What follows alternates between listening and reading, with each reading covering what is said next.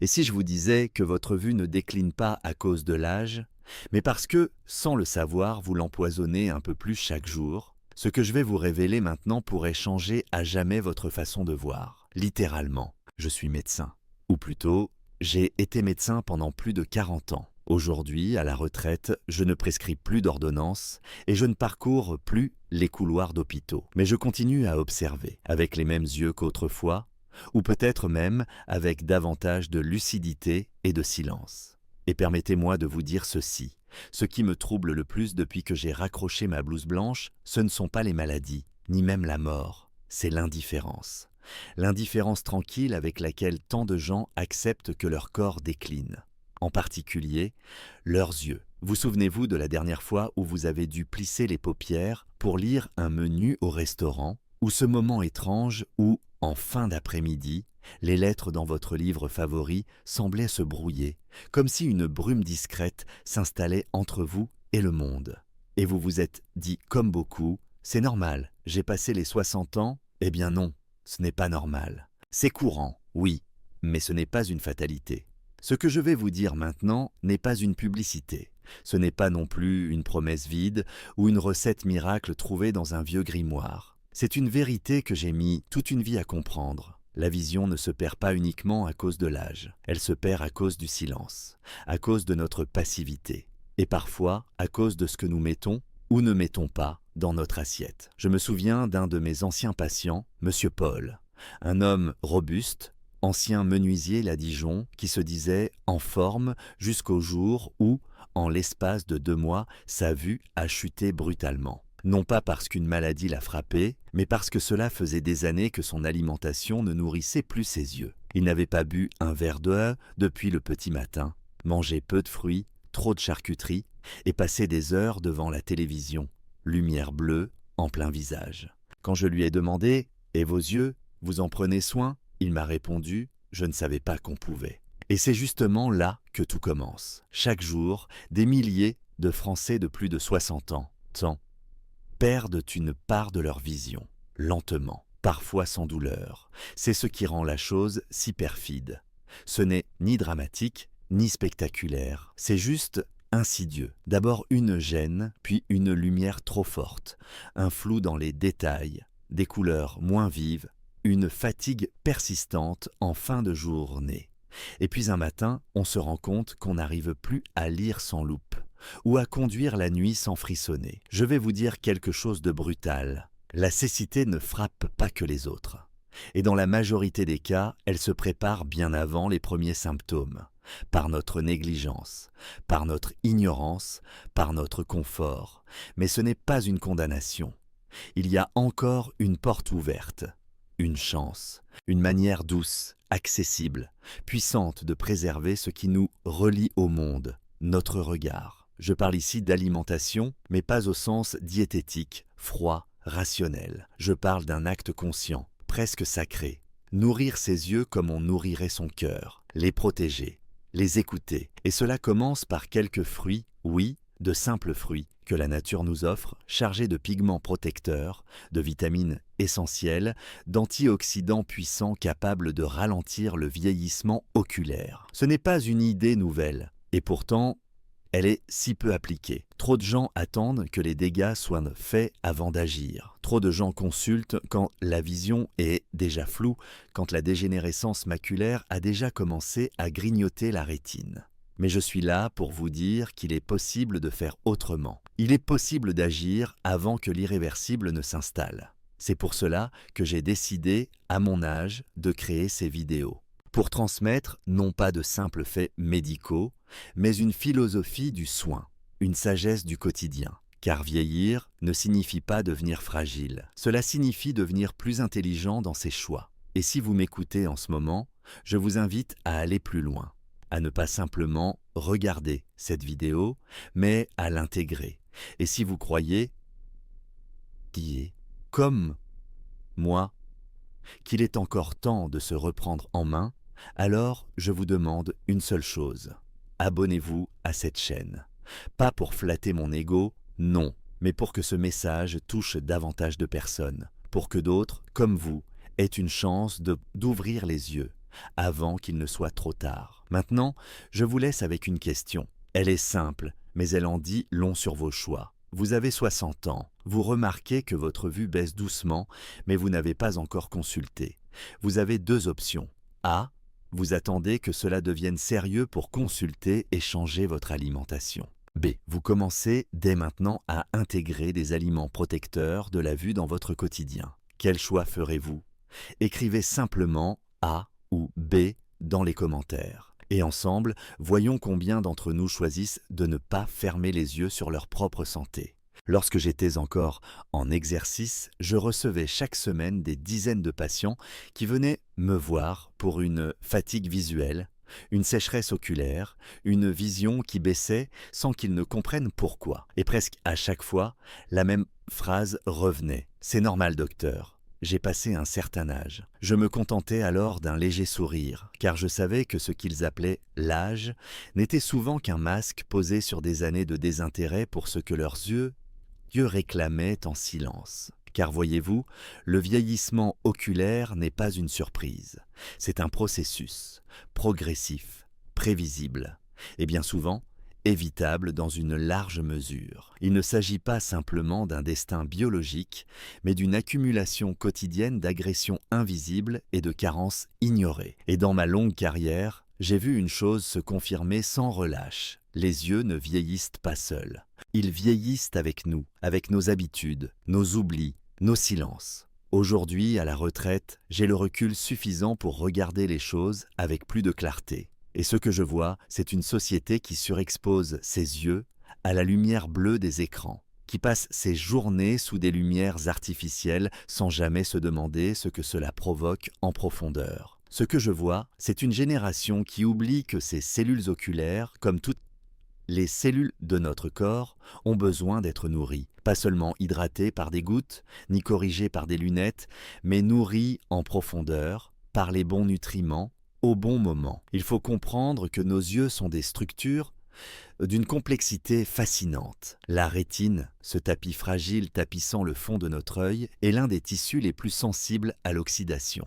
Cela signifie qu'elle est constamment agressée par ce qu'on appelle les radicaux libres, des molécules instables produites notamment par la lumière, la pollution, le stress et une alimentation déséquilibrée. Ces radicaux libres attaquent les cellules photoréceptrices, accélèrent leur vieillissement et préparent le terrain pour des pathologies comme la cataracte ou la dégénérescence maculaire. Mais voilà la clé. Notre corps possède en lui les moyens de se défendre. Il dispose d'un système antioxydant naturel, capable de neutraliser ces radicaux, à condition, bien sûr, qu'on lui donne les bonnes munitions. Et ces munitions, ce sont les vitamines C, E, A, les flavonoïdes, les caroténoïdes, les acides gras essentiels, les oligo-éléments comme le zinc ou le sélénium. Or, où les trouve-t-on en plus grande concentration et sous une forme facilement assimilable?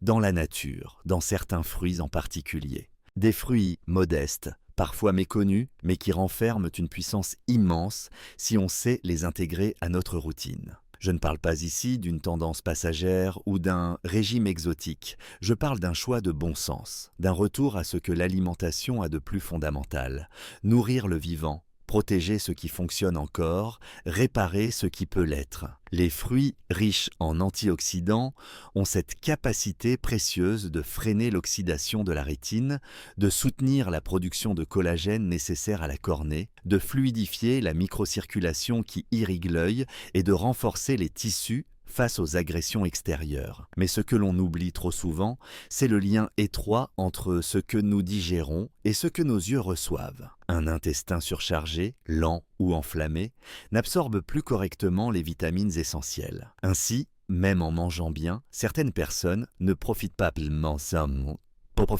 pleinement des bienfaits. C'est pourquoi je recommande toujours, en parallèle des fruits protecteurs, d'améliorer l'hygiène digestive. Boire suffisamment d'eau, consommer des fibres, éviter les excès de sucre raffiné et de graisses saturées, car un œil bien nourri commence dans le ventre. À ce stade, certains me diront « Mais docteur, tout cela prend du temps. » Et je n'ai plus la même énergie qu'avant. Ce à quoi je réponds, l'énergie que vous consacrez aujourd'hui à prévenir vous évitera, demain, de lutter contre des conséquences douloureuses, coûteuses et parfois irréversibles. L'aveuglement, dans bien des cas, ne tombe pas comme un coup près. Il s'installe comme un brouillard, jour après jour, fruit après fruit évité, habitude après habitude négligée. Alors non, il ne s'agit pas de transformer radicalement votre vie. Il s'agit de faire un pas, un seul, puis un autre, d'ajouter une poignée de baies dans votre petit déjeuner, de boire une infusion de cynorrhodon après le dîner, de remplacer un dessert trop sucré par une salade de fruits rouges. Ces gestes-là, simples, accessibles, doux, sont les véritables piliers d'une vision durable. Et n'oublions pas une chose, les yeux ne servent pas seulement à voir. Ils sont la passerelle entre le monde extérieur et notre monde intérieur. Protéger ses yeux, c'est protéger son lien au vivant, à ses proches, à la lecture, au paysage, à la lumière du matin et au regard de ceux qu'on aime. C'est ce lien-là que je vous invite à préserver, non par peur, mais par conscience. Non dans l'urgence, mais dans la douceur. Et si vous m'avez suivi jusqu'ici, c'est que quelque part, en vous, une graine de volonté est en train de germer. Dans les prochaines minutes, je vous parlerai de ces fruits-là, ceux que la science moderne commence à redécouvrir et que nos grands-parents connaissaient sans le savoir. Des fruits qui n'ont rien d'exotique dans leur nature, mais tout de miraculeux dans leurs effets. Restez avec moi, VEC. Vous ne verrez plus vos fruits de la même manière, et peut-être vos yeux non plus. Lorsque je parle de prévention oculaire à travers l'alimentation, certains me regardent recueilli et s'entend, regardent encore avec un sourire poli, un brin sceptique. On pense volontiers qu'il faut des lunettes, des collyres, parfois des lasers, mais rarement des fruits. Pourtant, ce sont eux, discrets, colorés, souvent sous-estimés, qui contiennent certains des alliés les plus puissants pour préserver notre regard au fil des années. Je vais donc vous parler de 6 fruits, 6 trésors, non pas parce que ce sont des produits miraculeux, mais parce que leur composition biologique répond directement aux besoins profonds des yeux vieillissants. Durant ma carrière, j'ai vu des patients améliorer leur confort visuel, retrouver un certain éclat dans leur regard, simplement en intégrant ces aliments dans leur quotidien. Le changement n'est pas immédiat, mais il est durable. C'est ce que j'appelle la médecine douce du long terme. Le premier de ces fruits, ce sont les myrtilles. Je les appelle les petites sentinelles du nerf optique. Ces baies regorgent de pigments appelés anthocyanines, qui sont de véritables boucliers antioxydants. Elles ne se contentent pas de combattre le stress oxydatif.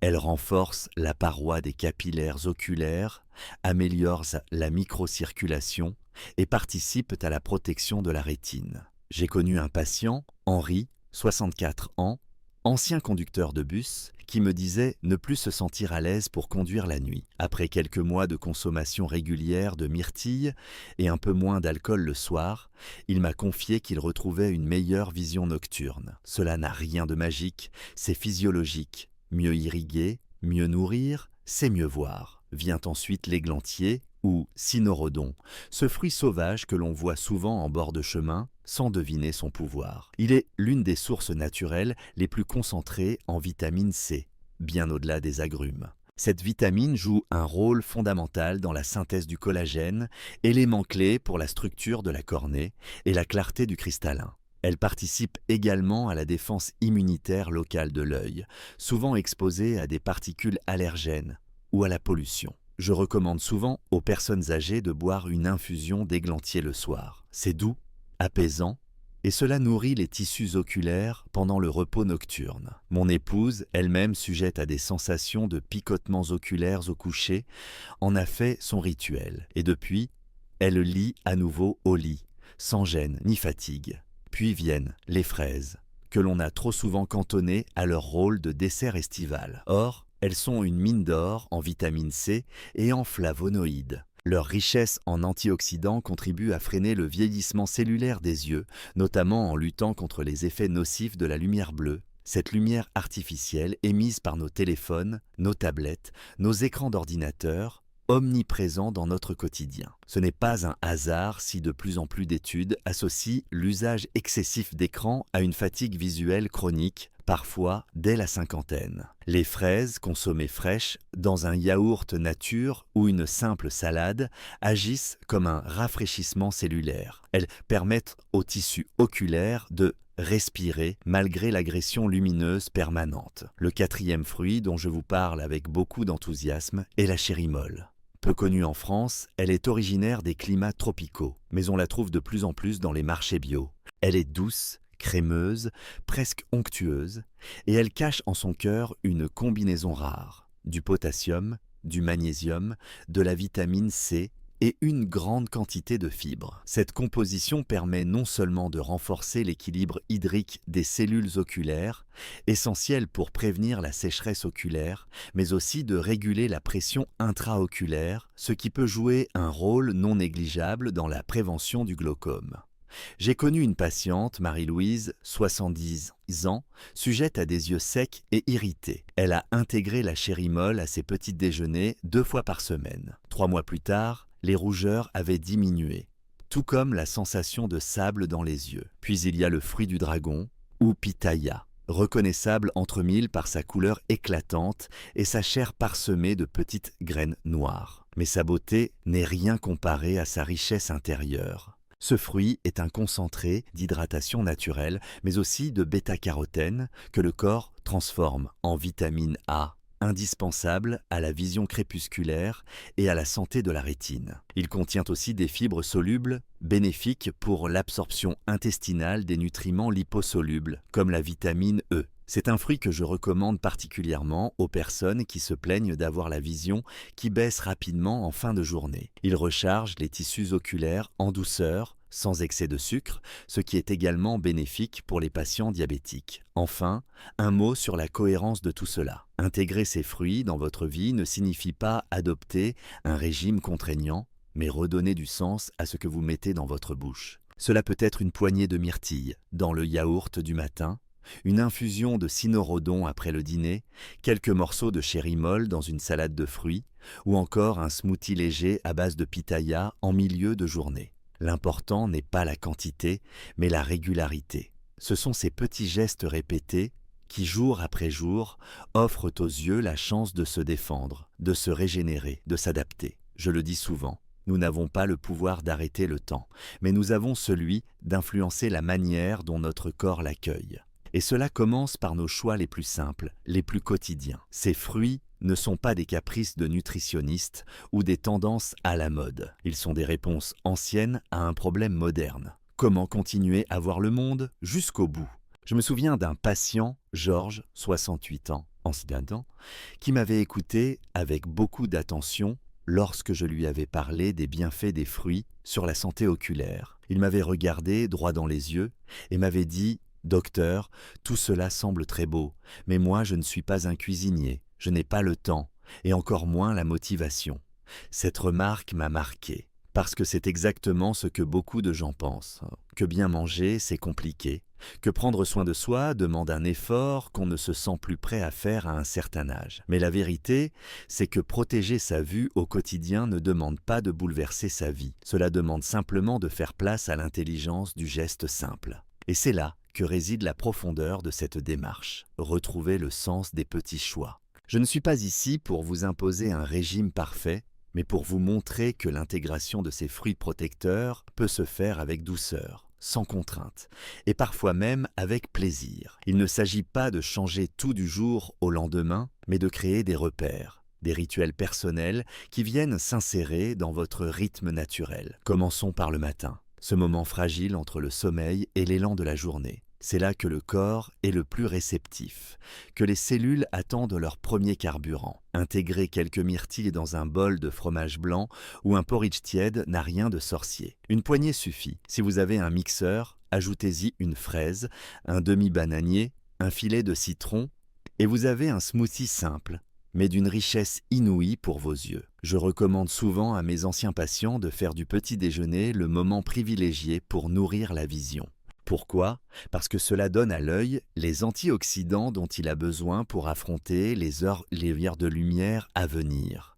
notamment la lumière bleue omniprésente dans notre environnement. C'est une forme de bouclier biologique que l'on érige dès le lever. Au déjeuner, il n'est pas nécessaire de changer l'ensemble de votre assiette. Mais pourquoi ne pas ajouter une salade de fruits comme dessert? Quelques tranches de chéri molle, 2 ou 3 fraises coupées, un soupçon de cannelle, et le tour est joué. Non seulement c'est délicieux, mais c'est un moyen de faire entrer dans votre repas ces nutriments qui ne figurent dans aucune gélule pharmaceutique. L'après-midi, souvent synonyme de fatigue ou de baisse d'attention, est également un moment clé pour soutenir la santé oculaire. À ce moment-là, beaucoup de personnes consomment des produits sucrés, des biscuits ou des boissons industrielles. Il suffit de remplacer cela par une infusion tiède d'églantier accompagnée d'un petit carré de chocolat noir ou d'une poignée de noix. Le corps remercie, les yeux aussi. Et surtout, c'est un moment que l'on peut transformer en pause bienveillante.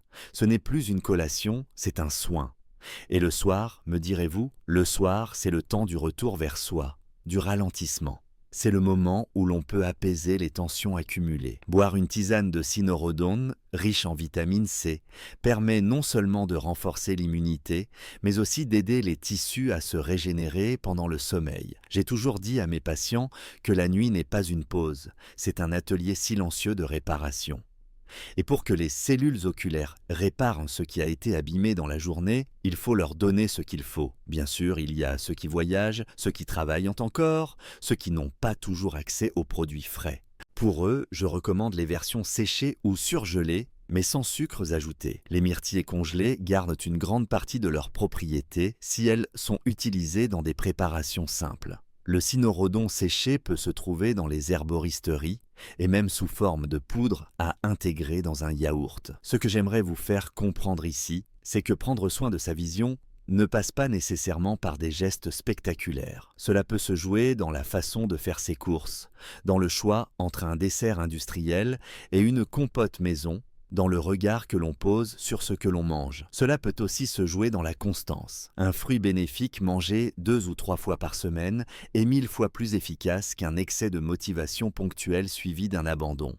J'ai vu des femmes et des hommes changer leur rapport à la nourriture à 70, 80 ans. J'ai vu des transformations réelles, visibles, tangibles. Des yeux moins rouges, des paupières moins lourdes, une vision plus stable. Et au-delà de cela, j'ai vu des visages s'éclairer, parce que lorsque l'on prend soin de sa vision, on prend soin de son lien au monde, à ses enfants, à ses souvenirs, à ses livres, à ses promenades. Prenez donc un instant, là maintenant, pour réfléchir. Quelle est la dernière fois que vous avez mangé un fruit en pensant à vos yeux? Quelle est la dernière fois que vous avez cuisiné pour vos rétines, vos capillaires, votre cornée? Si la réponse est jamais, ce n'est pas grave. Ce n'est jamais trop tard pour commencer. Et n'oubliez pas, ce n'est pas votre âge qui détermine la clarté de votre regard. C'est l'attention que vous y portez, jour après jour, geste après geste, fruit après fruit. S'il y a une chose que j'ai apprise au fil de mes longues années d'écoute et de pratique, c'est que les décisions qui changent une vie ne sont pas toujours spectaculaires. Ce ne sont pas les grandes résolutions prises en janvier, ni les opérations médicales que l'on redoute tant. Ce sont les gestes simples, répétés, presque invisibles, qui forment les fondations d'une santé véritable. Et lorsqu'il s'agit de notre vision, cette règle ne fait pas exception. Trop souvent, on pense que l'œil est un organe qui fonctionne de manière autonome.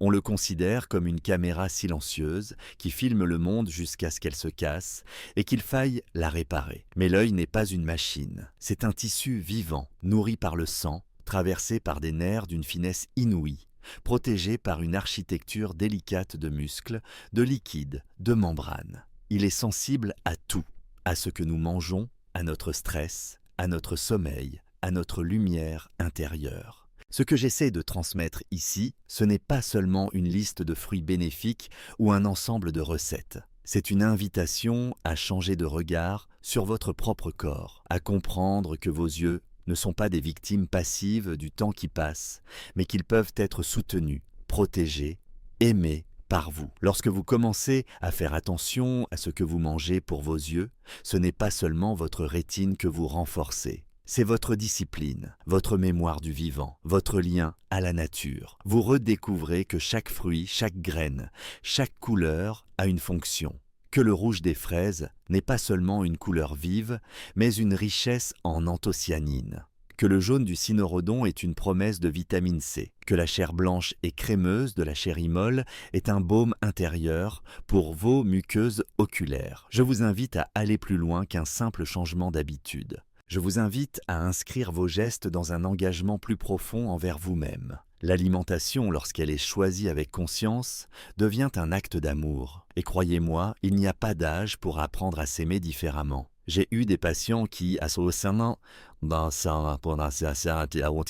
ans, ont découvert la joie de préparer leur smoothie du matin. Non pas pour suivre une mode, mais parce qu'ils sentaient, pour la première fois depuis longtemps, qu'ils pouvaient agir, qu'ils n'étaient pas condamnés à voir décliner leur vue, leur mémoire, leur corps, sans rien dire. Et cette prise de conscience, je la considère comme un miracle plus puissant qu'aucun médicament. Car ce qui est en jeu ici, ce n'est pas simplement de bien voir. C'est de rester en lien avec le monde, avec vos proches, avec les paysages que vous aimez, avec les livres que vous lisez, avec les visages de ceux qui comptent. La vision, ce n'est pas une fonction biologique abstraite. C'est un fil précieux qui relie votre cœur au monde extérieur. Imaginez une seconde ce que serait votre quotidien si, demain, votre vue vous était retirée. Ce petit détail auquel on ne pense jamais. Lire l'heure sur une montre, reconnaître le visage de votre petit-fils qui vous sourit, éviter une marche en descendant un escalier. Perdre la vue, c'est perdre une partie de sa liberté. Et cette liberté, je vous en conjure, protégez-la tant qu'il est encore temps. Ce que vous avez entre les mains, ce ne sont pas seulement des conseils alimentaires, c'est une invitation à ne pas laisser la vie décider pour vous, à devenir l'acteur de votre santé visuelle, à dire, même à 65 ou 70 ans, non, je ne suis pas trop vieux pour prendre soin de moi. Et si vous avez été touché par tout ce que je vous ai partagé, alors je vous demande quelque chose de simple. Abonnez-vous à cette chaîne. Pas pour flatter mon ego, je suis bien trop vieux pour ces vanités, mais parce que j'ai besoin de savoir que ce message trouve un écho, que ce que je transmets ici ne se perd pas dans le vide, que d'autres, comme vous, entendent cet appel à la conscience, à la douceur, à la responsabilité. Et je vais vous laisser avec une dernière image. Fermez les yeux un instant. Imaginez-vous dans 10 ans. Vous êtes assis sur un banc, dans un parc, un soir d'automne. Les feuilles tombent, la lumière est douce, et vous pouvez encore voir tout cela, les détails, les nuances, le mouvement léger d'une branche dans le vent. Vous pouvez le voir parce que vous avez fait, 10 ans plus tôt, le choix de protéger ce don précieux. Faites ce choix aujourd'hui, pas pour moi, pour vous, pour ceux que vous aimez, pour la vie que vous souhaitez continuer à voir dans toute sa clarté. En tant que médecin à la retraite, j'ai vu passer des milliers de visages, des milliers d'histoires, des milliers de regards. Certains pleins de vie, d'autres ternis par le poids du temps, de la fatigue ou du simple oubli de soi. Ce que cette expérience m'a appris, c'est que la vision ne se limite pas à la capacité de lire ou de reconnaître les visages. Voir, c'est aussi ressentir, s'orienter, apprécier les détails subtils de la vie. C'est un lien profond avec ce qui nous entoure. Et comme tout lien précieux, il doit être entretenu. À travers tout ce que nous avons exploré ensemble, les causes du vieillissement oculaire, les agressions invisibles que subissent nos yeux chaque jour, et surtout les trésors simples que la nature nous offre pour les protéger. J'espère vous avoir transmis quelque chose de plus grand que de simples conseils. J'espère vous avoir transmis une conscience nouvelle. Nous vivons dans un monde où tout va vite, où l'on prend soin de ce qui est visible, mais si rarement de ce qui nous permet de voir. Les yeux sont silencieux. Ils ne se plaignent pas tout de suite. Ils s'adaptent, compensent, s'usent, jusqu'au jour où il est trop tard. Mais ce jour-là n'est pas une fatalité.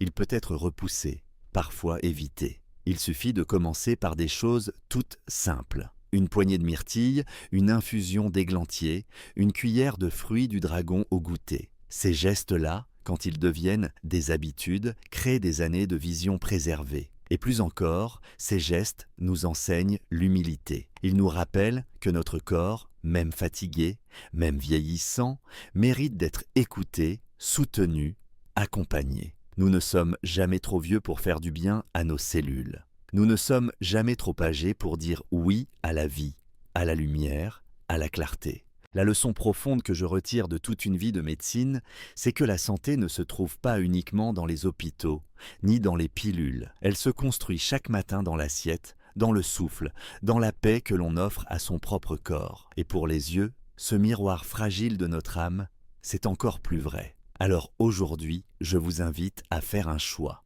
simple mais profond, celui de ne plus attendre, de ne pas remettre à demain ce que vos yeux réclament aujourd'hui. Offrez-leur une attention nouvelle, non pas parce qu'ils sont faibles, mais parce qu'ils sont précieux. Et à travers eux, c'est votre monde tout entier que vous prolongez. La vraie question n'est donc pas comment garder la vue, mais plutôt comment garder le regard vivant sur la vie. Et cela, chers amis, commence ici, par une prise de conscience, par un fruit dans l'assiette, par un changement d'habitude, par un engagement envers soi-même. Question pour vous. Parmi les fruits évoqués dans la vidéo, myrtille, cynorrhodon, fraise, chérimol, fruit du dragon, lequel aimeriez-vous intégrer en premier dans votre quotidien? Et pourquoi? Laissez votre réponse en commentaire. Votre expérience pourrait inspirer d'autres personnes. Si vous avez trouvé cette vidéo utile, abonnez-vous à la chaîne pour ne rien manquer des prochaines publications. Cela me donne la force de continuer, malgré l'âge, malgré la fatigue, car partager ce que j'ai appris au fil d'une vie est pour moi une forme de transmission. Et si vous souhaitez soutenir ce travail, sachez que vous pouvez faire un petit don, même symbolique, pour aider à maintenir ce projet vivant. Chaque geste compte. Chaque euro est un encouragement à continuer à diffuser ces savoirs avec cœur et sincérité. Je vous remercie du fond du cœur pour votre temps, votre attention et votre confiance. Que vos yeux restent clairs et que votre vie reste lumineuse. À très bientôt.